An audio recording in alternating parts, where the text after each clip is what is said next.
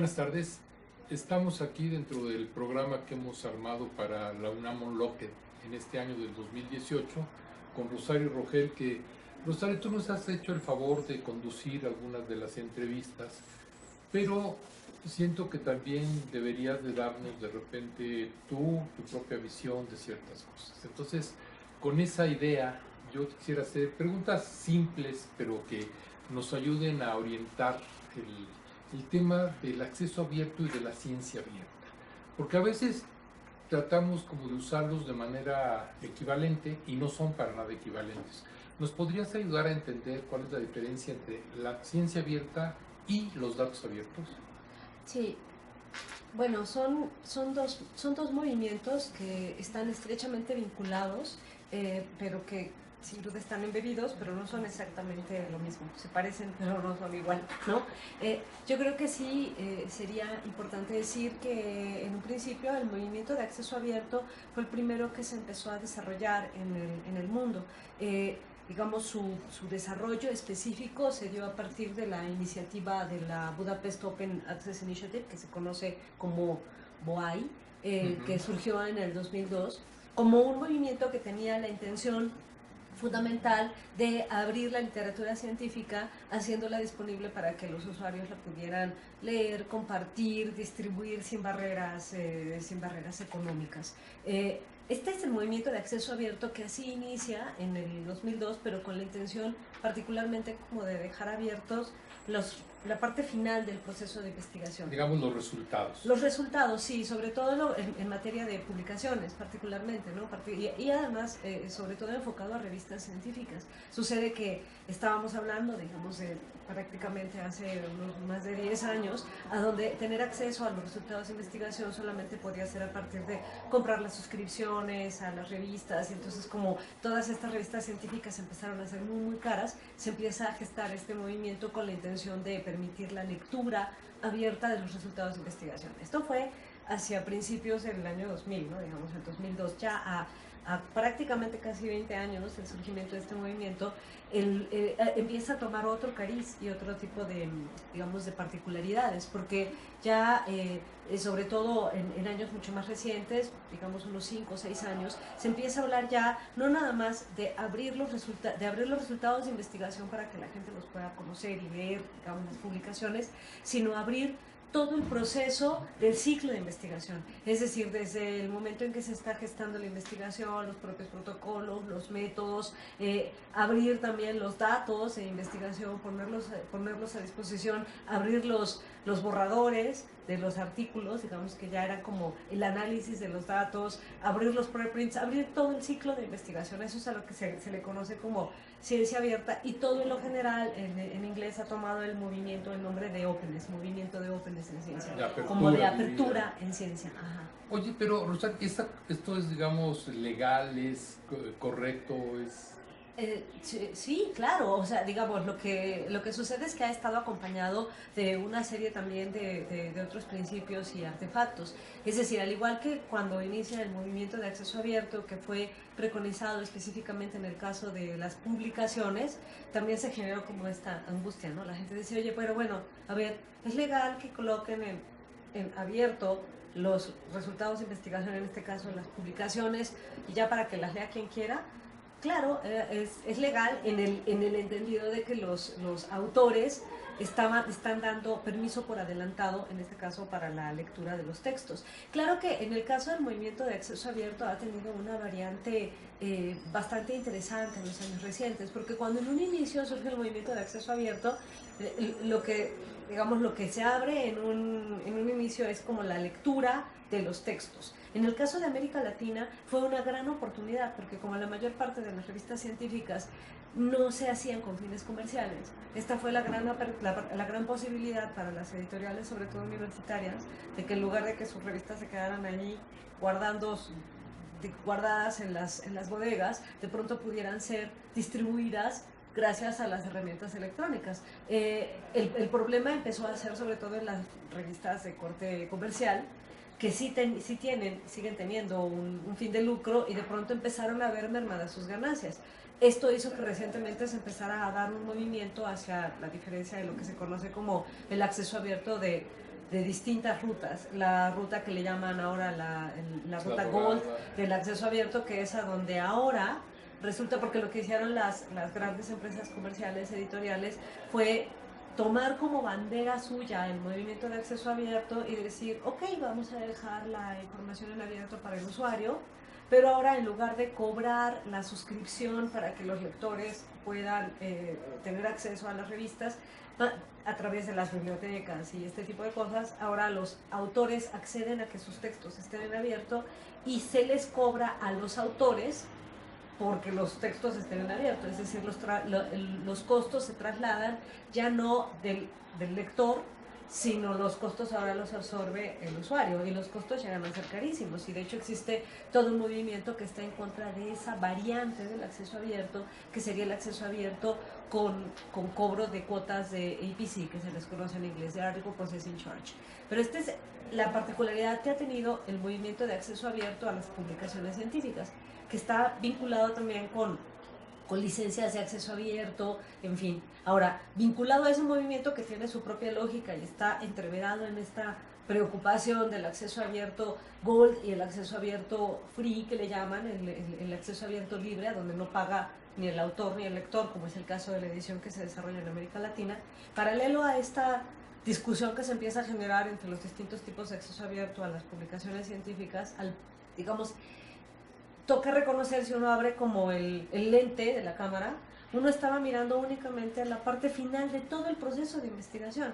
La publicación es la parte final última del proceso de investigación y de pronto lo que hace todo el movimiento de apertura es abrir la lente y ver como la gran fotografía y de pronto decir, ah, ok, resulta que toda la parte de las publicaciones y los resultados originales de investigación y todo esto es solamente la punta del iceberg de todo lo que es la ciencia, es el punto final. Pero para poder llegar a un resultado de investigación que le estás publicando en una revista, atrás tuviste que pasar, primero, digamos, justo antes de que se haya publicado todo el proceso de revisión por pares, que no tuviste tu documento que enviaste, que los revisores dijeron que hicieras quién sabe cuántas versiones previas, y antes de eso tienes un borrador, pero antes de eso tienes un documento, un working paper, que a lo mejor lo estuviste como discutiendo con colegas, con estudiantes, lo llevaste a congresos, y antes de eso generaste los resultados. O sea, si empiezas a hacer como el camino hacia atrás, pues antes generaste los resultados y antes incluso la metodología para desarrollar la investigación y tuviste que leer otras cosas. La idea de la ciencia abierta es tener acceso a todos los procesos de conocimiento que se han generado alrededor del proceso investigativo, desde el mero inicio cuando estás tratando incluso como de impulsar una idea de, estaría bien hacer una investigación sobre este tema y todo el proceso que está alrededor. Ahora, ante la pregunta concreta de, ¿esto es legal? Claro, se puede, esta forma o este compartir la información puede hacerse de manera legal o ilegal, por supuesto. La idea de la ciencia abierta es que esta apertura sea con todos los canales, no solamente legales, sino también, digamos, con todas las herramientas tecnológicas de interoperabilidad y de cuestiones que la pueden hacer posible, viable y, por supuesto, legal. Alrededor de toda esta apertura de información, por ejemplo, todos estos elementos en las distintas facetas del proceso de investigación están involucradas, está involucrada la necesidad de que todos estos segmentos de los procesos que se ponen en abierto tengan licencias, como por ejemplo las licencias Creative Commons, que tú puedes elegir qué nivel de apertura quieres y puedes decir, por ejemplo, yo pongo un ejemplo, ¿no? Yo pongo mis datos de investigación crudos en línea y los coloco, digamos, abiertos con la posibilidad de que cualquiera los pueda usar con la única restricción de que me atribuyan la autoría.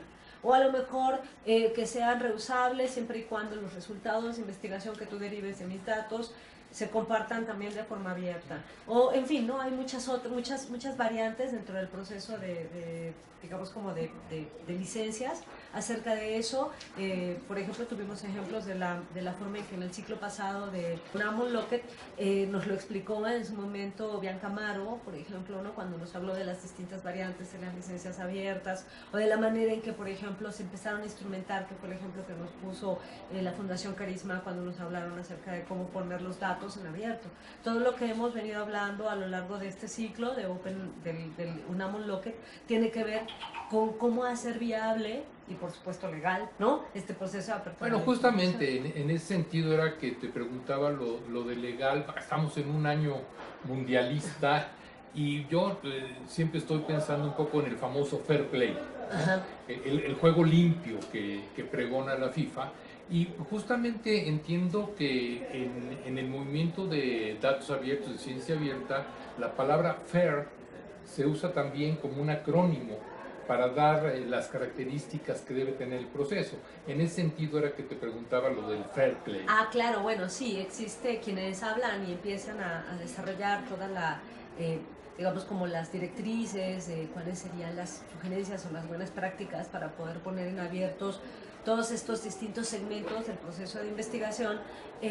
Señalan que es preciso seguir los principios de los datos abiertos o de la ciencia abierta. Estos principios, sí, en efecto, tienen este acrónimo de FAIR, que en inglés quiere decir adecuado, ¿no? O viable, pero que en realidad son las siglas de 4 elementos, 4 principios que deben seguir la apertura de la información científica o de la ciencia abierta. En principio, la F, que en inglés, digamos porque es un acrónimo en inglés, la F de findable, es decir, encontrable, que todos los resultados de investigación que nosotros colocamos en abierto, ya sean datos, ya sean metodologías, ya sean procesos, en fin, todo lo que nosotros coloquemos con la intención de colaborar a los procesos de la ciencia abierta, sean encontrables. Porque qué tal que yo decido si ya soltarme el pelo y colocar todos los datos o la información científica en abierto y no es encontrable. Entonces, lo primero, la F de findable, encontrable. Después, la A de accessible en inglés. O sea, que sea accesible, porque qué tal que sí, bueno, que ya la encontré, pero no es accesible porque tiene barreras. En este caso, esa es la idea de la ciencia abierta, que no tenga barreras de costo. Entonces, si yo quiero tener acceso a tus datos de investigación o a tus metodologías o a, yo qué sé, tus fórmulas matemáticas o a tus reactivos químicos, por ejemplo, que los pueda encontrar la F de Findable, pero que sean accesibles, porque qué tal que yo nada más los veo y me dices, oye, no, pero tienes que pagar, pues entonces ya no es abierto. Entonces, que sea accesible. Después, la I de interoperable. Que si yo genero unos datos de investigación y los coloco en un repositorio que es encontrable y que es accesible, que este repositorio es interoperable con otros repositorios que puede existir en el entorno académico, ¿no? Y que pueda ser interoperable con otro tipo también como de plataformas, por ejemplo, con plataformas para identificarme como autor, que tenga todos estos metadatos bien curados para que puedan ser cosechados por otros repositorios, en fin. Y por último, la R de reusable.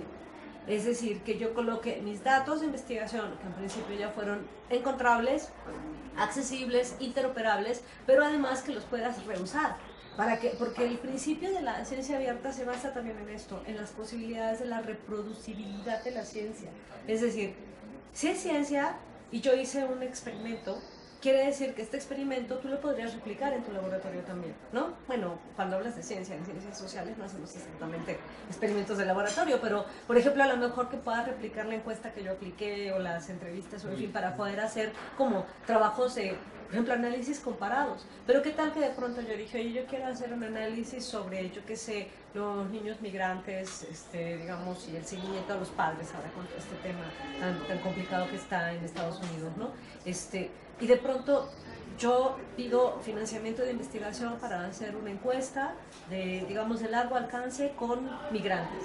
Y ya consigo financiamiento en muchos lugares y ya me dan dinero para hacer esta encuesta. Y resulta que tú, en otro punto de América Latina o en otro punto de México o del mundo, quieres hacer una investigación similar, pero con un objetivo diferente, ya no solamente vinculado con a lo mejor la trayectoria de los migrantes, sino con sus, yo qué sé, características socioeconómicas de migración.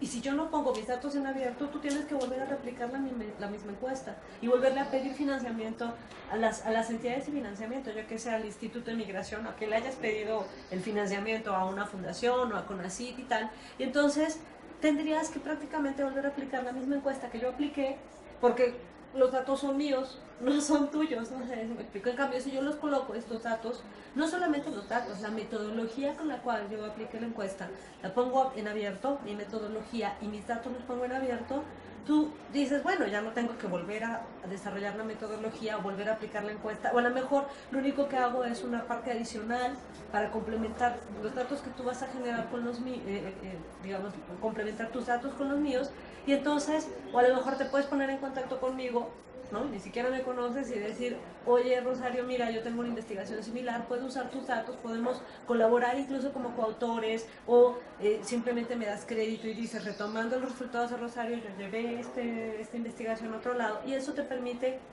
reutilizar los datos, a eso se refiere con el reuso, pero también a la replicabilidad de los resultados. O incluso a lo mejor yo dejo mis datos en abierto y tú con esos datos puedes llegar a una conclusión completamente distinta a la conclusión que yo llegué, porque al final del día estamos hablando de ciencia, no de religión, ¿no? Entonces se puede llegar a resultados distintos. Esto es lo que para muchos expertos que trabajan este tema de la ciencia abierta afirman justamente que tratar de cooperar en el ámbito de los datos abiertos, de las metodologías abiertas, de los procesos abiertos, permite, digamos, un uso mucho más eficiente de los recursos que son invertidos en investigación. Ok, oye, bueno, todo esto que has explicado muy bien, lo empiezas a desarrollar a raíz del famoso acrónimo del FAIR, Ajá. pero les encantan los acrónimos, ¿no? También ahora tienen estas reglas de las 3 R's. Claro, para los modelos en abierto sí se habla que los modelos en abierto deben tener estas características de las 3 R's. Estas 3 R's consisten un poco en lo que acabo yo de decir. Por un lado, que los datos sean reutilizables, como ya decíamos, claro, siempre otorgándole crédito digamos, al colega o al grupo de investigación que desarrolló los datos o las metodologías, que sean reutilizables, que se puedan redistribuir a su vez, o sea que si yo los coloco en abierto, tú los encuentras, y a lo mejor tú no los vas a usar, pero tú encuentras otros colegas que están en otra universidad y dices, oye, mira, los redistribuyes a tu vez, ¿no? O sea, la redistribución de mí para ti, de ti para terceros, y por otro lado la reproducción de esta información. Solamente en este sentido, digamos, la filosofía que está detrás, solamente la ciencia que dejas libre, en abierto, es la que permite una mayor reproducción de la propia ciencia, lo hace mucho más ágil, lo hace mucho más accesible y permite mayores vías de colaboración entre grupos de investigación. Oye, pero y para buscar esa colaboración entre grupos, hay una necesidad de una infraestructura mínima, ¿no? Porque no cualquiera puede decir, bueno, pues sí, yo quiero estar en este mundo de la ciencia abierta, de los datos abiertos, pero necesito tener una estructura mínima, ¿no? No, claro, sí, porque se necesita para esto, para poder, digamos, participar de todos los beneficios de esta filosofía, por decirlo de alguna forma, se requiere también tener una ciberinfraestructura, porque, o sea, todos los elementos los que estamos hablando, los hablamos justamente en entornos tecnológicos o digitales. Si alguna, yo que sé, institución o un grupo de investigación estuviera interesado como en empezar a aperturar sus resultados de investigación, sus datos o sus publicaciones, necesita tener una ciberinfraestructura que se lo facilite. Felizmente existen varios recursos que son gratuitos para poder depositar ahí nuestra información. A esto se le llama como, sobre todo, repositorios de autoarchivo. Espacios a donde yo como investigador puedo colocar de manera libre mis datos. El tema es que el problema de ello es que muchos de estos repositorios no tienen exactamente criterios de selección de contenidos. No sé si me explico. Entonces yo podría subir a lo mejor una encuesta y no hay ningún comité técnico científico que esté determinando, oye, estos resultados son de buena calidad o de mala, ¿no? Ese quizás sería uno de los problemas, pero lo bueno es que yo podría colocar ahí mis datos. Yo como investigador tengo posibilidad de colocar mis datos, mis resultados de investigación, lo que sea, como en varios lugares.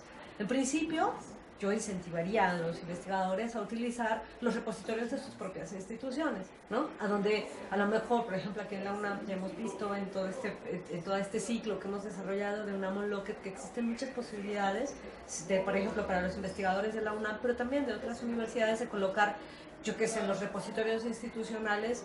Lamentablemente, el día de hoy, la mayor parte de los repositorios institucionales solo tienen tesis, ¿no? Tesis de licenciatura, maestría o doctorado, en el mejor de los casos. pero es como no estar utilizándolo de manera como como más eficiente, porque se podría colocar ahí muchas más cosas que no se están colocando. Resultados de investigación, metodologías, publicaciones ya hechas. En el caso de las ciencias sociales, si me lo permites, es una tragedia que solamente se esté mirando el caso por ejemplo, del acceso abierto a revistas y que se esté descuidando todo el caso del acceso abierto a libros. Porque todas las editoriales universitarias, por ejemplo en México o en América Latina, publican una gran cantidad de libros que le siguen poniendo copyright y que luego eventualmente suben por ahí una versión, ahí sí, legal para que veas de los libros, en fin, entonces creo que no está como suficientemente aprovechado. Ahora está por un lado la necesidad de esta ciberinfraestructura, tanto de las instituciones como que los investigadores conozcan las distintas plataformas que hay en abierto donde pueden colocar sus datos. En el caso de estos, por ejemplo, a mí me gusta mucho señalar las oportunidades que ofrecen repositorios abiertos, como puede ser el caso de Figshare, donde los investigadores pueden abrir su perfil y colocar ahí datos, o DryArt, o todos los que terminan con X y B, los archives, como por ejemplo archives para matemáticas, pero hay un social archives, pero hay, yo qué sé, law archives para cuestiones de derecho. Hay un montón de repositorios a donde uno puede colocar datos. Esa es la ciberinfraestructura. Luego, por otro lado, también tenemos como necesidad para que esto sea posible, como tú lo preguntabas hace un momento, también el caso como de la infraestructura legal, de las licencias, que las propias instituciones hagan suyas las licencias. De hecho, por ejemplo, es un poco extraño que uno se pueda encontrar todavía en el caso, por ejemplo, de México, con todo y que está la ley de acceso abierto y estas cosas, algunas universidades cuyas áreas jurídicas todavía no están convencidas de si es viable o no viable, por ejemplo, por decir algo, que las revistas científicas tienen acceso abierto, que fue lo primero que se liberó, ¿no? Yo, bueno, de datos abiertos en esas universidades que todavía están discutiéndolo, ya, digamos, ya ni hablar, pero también tiene que ver con el desarrollo de una cultura, no nada más la cultura dentro de los propios investigadores que se sientan cómodos en soltar los datos, porque sabes, cuando a veces uno habla esto con los investigadores, cuando hablamos, por ejemplo, con el caso de las colecciones universitarias digitales, y que hablábamos con Tila y con Joaquín, ellos nos hablaban de cómo los biólogos empezaron con cierta naturalidad a dejar abiertos los datos de biología y de los taxonomías y estas cosas. Pero conforme más blandas son las disciplinas, es más difícil que tú veas esta apertura en los datos. O sea, es más común que la gente de ciencias o los matemáticos o los biólogos, como veíamos, digan, sí, dejo mis datos en abierto para que cualquiera los use con tal de que me den solamente reconocimiento. Y conforme te vas moviendo más en las disciplinas sociales y humanísticas, es muy poco común que tú te puedas encontrar este tipo de prácticas entre, por ejemplo, yo que sé, sociólogos que dejen abierto ahí esto que te decía, por ejemplo, la encuesta o las entrevistas. Muchas veces que he hablado con colegas de esas áreas, yo soy de esas áreas, me miran como un poco así extrañados y me dicen, pero son mis datos. Y yo digo, bueno, pero ¿qué tendría de malo que pongas las entrevistas, yo que sé, a profundidad ahí en abierto? No, pero ¿y si me las usan? O alguien, por ejemplo, me decía que ese sí es un problema para el caso de ciencias sociales, ¿qué hago con la confidencialidad de la información? Bueno, pues habrá algunos protocolos, ¿no? Pero también suponer que no voy a dejar mis datos abiertos solo por guardar digamos, esos datos que pueden ser cubiertos, está limitando la posibilidad de investigación en otras áreas. Entonces, esos serían componentes que son necesarios, las cuestiones de las licencias, las cuestiones de la infraestructura y también la apertura hacia la idea de nuevas formas de evaluación de la ciencia. Por ejemplo, porque hay un árbol, de hecho, que desarrolla una iniciativa que se llama FOSTER, que es el árbol de la ciencia abierta, y que permite identificar cuáles serían, digamos, como características o tendencias dentro de la taxonomía de la ciencia abierta. De estas vertientes, por ejemplo, tendríamos, por supuesto, el acceso abierto, que es lo más común, y que ya todo el mundo habla de eso. Pero estarían otras como, por ejemplo, el software abierto, que también es parte de ese movimiento, o sea, desarrollar software, porque hay quien desarrolla software y lo deja en código cerrado. Que hablábamos de eso con Gunnar Wolf en una de las primeras, presentaciones ahora de año. Sí, el software abierto, porque claro, hay quien desarrolla software y lo tiene cerrado. Y hay quienes no lo comercializan, ¿no? Pero por ejemplo, hay quienes hablan de todo este movimiento del acceso abierto, desarrollan software y se quedan con el código. Entonces es un poco una política extraña, porque por un lado hablan de apertura en la ciencia, pero los programas de cómputo que desarrollan los dejan cerrado. Entiendo que atrás está la posibilidad de comercializarlos, ¿no? En fin, pero bueno. Entonces, por un lado tenemos el tema del software abierto, pero también está el tema, por ejemplo, de los datos abiertos, que es de lo que hablábamos ahora, pero también están las cuestiones vinculadas con educación abierta, ¿no? Con Open Education, a donde se desarrollan iniciativas como otras que ya venían desde antes y que empiezan a integrarse en este gran movimiento, porque por un lado las cuestiones de las publicaciones con el acceso abierto empezaron a desarrollarse, pero tú lo sabes bien, en el campo de la educación hay una gran cantidad de iniciativas que hablan acerca de la apertura en educación, y no hablo de educación abierta como, digamos, la forma tradicional de pensarla solamente como educación a distancia, quizá, o ese tipo de cosas, sino abierta en el sentido de que están abiertas las, digamos, como las estructuras de educación, como es el caso, por ejemplo, de los MOOCs, que se conocen, ¿no? Los Multiple Online Open Courses, a donde tú dejas abierto un contenido de para la formación de estudiantes, yo que sé, en algo, y los estudiantes pueden tomar ese curso, descargarlo en el momento en que quieren, armar su propia estrategia didáctica, y solamente quizá en el caso en que quieren ya, digamos, como la validación de estos estudios, ya hacen los exámenes o eventualmente pagan a lo mejor como el certificado para que la universidad se lo dé, pero los contenidos en sí mismos están abiertos. Sí, ya hay muchos repositorios de materiales educativos, Merlot es uno de ellos, y algunas otras universidades han estado poniendo sus propios contenidos educativos de manera abierta. Claro, de manera abierta, y entonces los contenidos, por ejemplo, y en este caso el conocimiento, está abierto y está disponible para quien lo quiera usar. Claro, ya si lo que tú quieres es la certificación y que quieres que alguna universidad en particular te dé la certificación, eventualmente sí, ya entonces están estas estrategias de pagar por la certificación, pero los conocimientos en sí mismos estuvieron en abierto. También existen, digamos, herramientas que se han desarrollado, por ejemplo, para la práctica didáctica, acerca de lo cual tú también tienes ejemplos interesantes. Yo conozco, por ejemplo, estas herramientas que a mí me han parecido súper divertidas, como es el caso de Socrative. No sé si conoces la aplicación. Es una aplicación que uno la usa con los estudiantes. Yo ya estoy harta de que los estudiantes se la pasan con el teléfono celular en la mano todo el tiempo que estoy dando clases. Entonces nada más tenía de dos: o les quitaba el teléfono para que me hicieran caso, o integras el teléfono a la práctica didáctica. Entonces herramientas como por ejemplo Socrative, tú diseñas, todos tus alumnos también descargan la aplicación y tú les dejas trabajos en equipo o preguntas o todo a través de los propios teléfonos celulares. Por supuesto que hay profesores que se resisten tremendamente a este tipo de herramientas que son abiertas y tal, porque dicen, ¿cómo voy a poner a mi alumno que esté? No, una vez que le decía algo a un profesor, me decía, oye, pero ¿cómo voy a saber que el alumno no está chateando en Facebook en lugar de estar utilizando el Socrative? Y yo, ¿y qué tal que hacen las dos cosas? Pero no puedes tú negar que esa realidad existe. O sea, a lo mejor dices, no voy a acercarme a este tipo de aplicaciones para el ámbito de la educación, el ámbito pedagógico, pero lo que no podamos hacer como docentes es negar que existen y al menos saber que están sobre la mesa y luego decidir no usarlas. Pero están ahí, son interesantes. ¿Qué te digo? Profesor que se niega a utilizar la computadora por temor a ser reemplazado por ella, merece ser reemplazado por ella. Recientemente hablabas de eso. Sí. Sí, y quizás los profesores que se resisten a ser reemplazados merezcan ser reemplazados. Yo siempre le voy a tener un poco de cariño al profesor del aula, ¿no? Pero también es cierto que como profesores no podemos negarnos a todas estas herramientas que existen, como las cosas que tú has hecho en el ámbito del aula, por ejemplo, con el uso de las tablets, ¿no? Sí. Sí, para el aprendizaje de matemáticas, que de pronto uno diría, o sea, algo tan abstracto, y que francamente todos odiamos, chiquitos, que tiene que ver con el aprendizaje de las matemáticas, que de pronto te dicen, oye, voy a empezar a recurrir a todos estos dispositivos para hacerlo. Claro, para el caso de que sea considerado educación abierta, todas estas, digamos, aplicaciones, herramientas o posibilidades tendrían que estar en abierto. Insisto, en el caso de la educación, muchas veces están en abierto y ya la parte como del reconocimiento, de la certificación, es lo que ya tiene un costo eventualmente asociado, no en todos los casos, pero generalmente.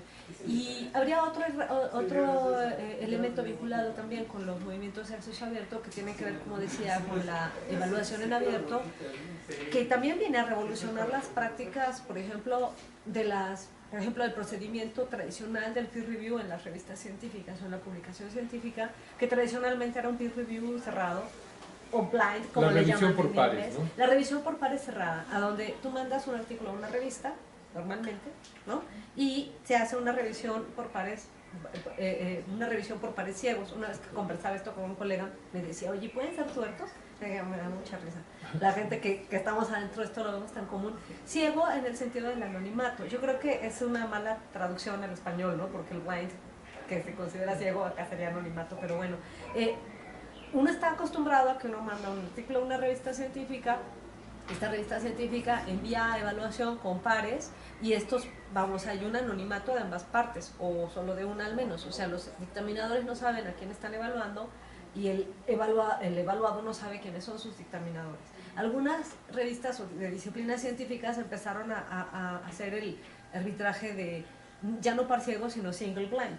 Es decir, los evaluadores sí sabían a quién evaluaban, pero el evaluador es el que no sabía. Pero ahora con todos estos movimientos de la apertura en ciencia, hay muchas revistas que empiezan a instrumentar otro tipo de herramientas, como puede ser el caso del Open Peer Review, la revisión abierta, a donde los autores saben quién me está evaluando, yo como autor sé a quién estoy evaluando, pero no solo a ellos, nos conocemos nuestras identidades, sino el mundo las conoce, son abiertas y tú puedes ver, que además eso es súper interesante, tú puedes ver la caja negra del proceso de investigación, o sea, todo lo que sucedió entre que alguien dijo que sí, que no, que te mandó a corregir, todo esto que digamos en términos como tradicionales de lo que diría Merton, era la caja negra de la legitimación del proceso científico, de pronto se pone transparente y tú puedes incluso hacer comentarios. La gente, digamos, claro, vinculados con el tema o que sepan del tema, pueden hacer comentarios sobre lo que dijo el evaluador y decir, no, está pidiendo algo que no va, yo sugeriría esto o lo otro. Bueno, ahí se vuelve muy complejo, porque la Feria de Vanidades, que es el mundo de la ciencia, ya nada más imagínate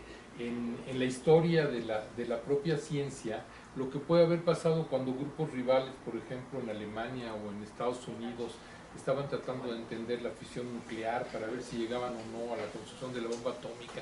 Y entonces los juicios que se dan, desafortunadamente es así, a veces somos humanos, no siempre están regidos nada más por la verdad científica pura y dura, sino también por el no avance el grupo rival. Y ¿quién te va a evaluar? Pues te va a evaluar alguien que hace lo que tú haces y a ver si le caes bien o le caes mal.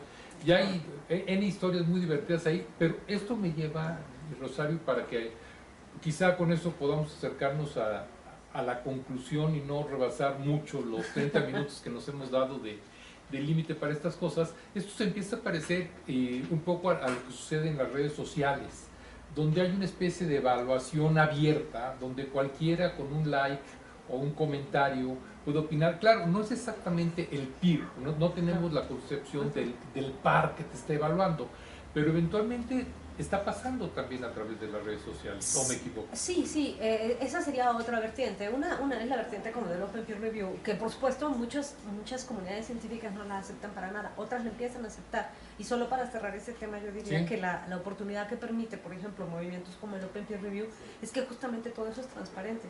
O sea, porque como todo el mundo sabe cuáles son todos estos elementos, a lo mejor como de pugnas entre grupos, te piden una evaluación abierta. Claro, a lo mejor tú no estás dispuesto a hacerla, pero quien esté dispuesto a hacerla tiene que dar argumentos que sean visibles para todos. Y eventualmente quienes pugnan por este tipo de movimientos piensan que eso puede permitir, digamos, como acabar con un poco todas estas rivalidades entre grupos. Por otro lado, hay quienes dicen también que esto permite también acabar con toda esta idea como del fraude científico, a donde hay como experimentos manipulados, o el fraude también en términos como del reuso de información indebido, o el plagio por otro lado, en fin. Eso es por un lado en términos como del Open Peer Review. Sí. Que incluso te puedo poner otra que todavía la leía recientemente y yo dije, wow, qué interesante. O sea, revistas médicas, como en este caso, creo que el Biomedical Journal Central, no me acuerdo, una revista médica muy famosa que empieza, por ejemplo, a abrir la posibilidad de que no solamente sean pares académicos los que valoran los artículos científicos, sino también pacientes que dan su opinión sobre un artículo científico. A mí me pareció lo más interesante. Tú dices, como pacientes, si tú sabes que de pronto cuando estás metido en un proceso de salud de enfermedad, hay pacientes o yo qué sé, o familiares de pacientes que se terminan haciendo expertos en el tema del cual están enfermos porque se ponen a leer y ponen no sé qué y dicen, oye, ¿sabes qué? Que eso, yo qué sé, esa práctica sí me ayudó, no me ayudó. Entonces, esta revista en particular dice, bueno, además de las revisiones por pares expertos, están incorporando los comentarios de pacientes que conocen el tema y que dicen, yo creo que si el doctor tiene razón, eso me sirvió, eso no me sirvió. Es interesante porque eso lleva a otro tema que tiene que ver también con la ciencia ciudadana, con la manera en que la ciudadanía puede o no participar en estos campos que tradicionalmente eran como reservados solo al Olimpo de la ciencia. Ahora, por este otro lado, y eso me vincula con la otra pregunta que haces y que tiene que ver con el surgimiento de lo que se denominan las altmetrics, que son las métricas alternativas. Más allá de estas métricas tradicionales para la medición del desempeño científico, ¿cómo pueden ser los tradicionales factores de impacto, índices H, índices de citación, que siguen teniendo su lugar, digamos, ganado dentro de la comunidad científica? El surgimiento de otro tipo de herramientas para valorar qué tanto la producción científica tiene incidencia o repercusión o impacto en lo social, y cómo lo miden muchas de estas, particularmente estas llamadas altmetrics, lo miden en las redes sociales. Y entonces lo que miden es qué tantas veces ha sido facebookeado, tuiteado, instagrameado, snapchateado, todas estas cosas, o colocado en un blog, o colocado en redes sociales científicas como pueden ser Mendeley, ResearchGate o todas estas, un artículo científico, ¿no? Que por supuesto estamos hablando de un impacto distinto al impacto tradicional, digamos como científico, sino más bien como la gente común y corriente, por así decirlo, en las redes sociales lo empieza a vincular. Hay quienes no están de acuerdo en estas métricas y dicen, a mí qué me puede decir que un artículo haya sido tuiteado 18 veces, y hay quien dice, bueno, si quería saber cuál era el impacto social, ¿no? Más allá del factor de impacto tradicional, bueno, que haya sido tuiteado 18 veces, algo dirá, no sabemos qué, pero algo dice. Y también existe todo este miedo alrededor de este surgimiento de estas formas de, digamos, como de difusión por todo este desarrollo de los boots, y que si tú vas a poner a tus alumnos a likear tu artículo, cosas por el estilo, pero también son perfectamente detectables, igual que en los medios tradicionales, son detectables desde esta perspectiva. No creo que sea la panacea absoluta, pero me parece que también asegurar que no dicen nada sería otra opción. Y es algo que permite, sobre todo a los editores de, por ejemplo, en este caso de revistas científicas o de blogs científicos o tal, tener una idea de qué tanto el público común y corriente se está acercando a lo que hacemos los científicos, que a decir verdad siempre hemos estado como muy lejanos, ¿no? Más allá de los múltiples esfuerzos que se hacen desde los trabajos de divulgación, casi siempre como que no se había abierto la ciencia de esta forma para permitir que los ciudadanos comunes y corrientes pudieran participar tete a tete con los propios científicos. Bueno, yo creo que finalmente todo esto que nos platicas y que es algo que está en desarrollo y es una apertura de la sociedad, tanto a los datos como a la metodología de la ciencia, pues es algo que vamos a seguir viendo evolucionar los próximos años, y no cabe duda que es muy interesante ver qué es lo que puede pasar cuando la gente se involucra. Me pregunto yo a veces si estaremos en camino a que desaparezcan las vacunas, porque si el enfermo empieza a opinar y dice no me vacunen, no me vacunen, no me vacunen, tiene su peso lo que tú decías, ¿no? O sea, el paciente puede decir no me gusta lo que me está dando el médico, pero eventualmente no le deberíamos hacer más caso al médico. En fin, este tipo de cuestiones sí quedan ahí. La otra que me llama mucho la atención con el Open Peer Review, yo me imagino, por ejemplo, si esto hubiera pasado en época de Aristóteles, si nos hubiéramos tenido que esperar hasta que llegara Galileo para que alguien dijera que la física que había desarrollado Aristóteles no era buena, pero el peso de Aristóteles, si Aristóteles lo dijo y nadie más se atreve, porque puede terminar con la carrera científica de alguien. Es decir, claro, si tú contravienes la opinión del gurú en turno, en una disciplina, tu carrera científica puede estar terminada. En fin, creo que son temas que dejamos por ahí, el peer review y Aristóteles en época de Aristóteles, y la no vacuna y la participación de los pacientes en el desarrollo de las ciencias médicas.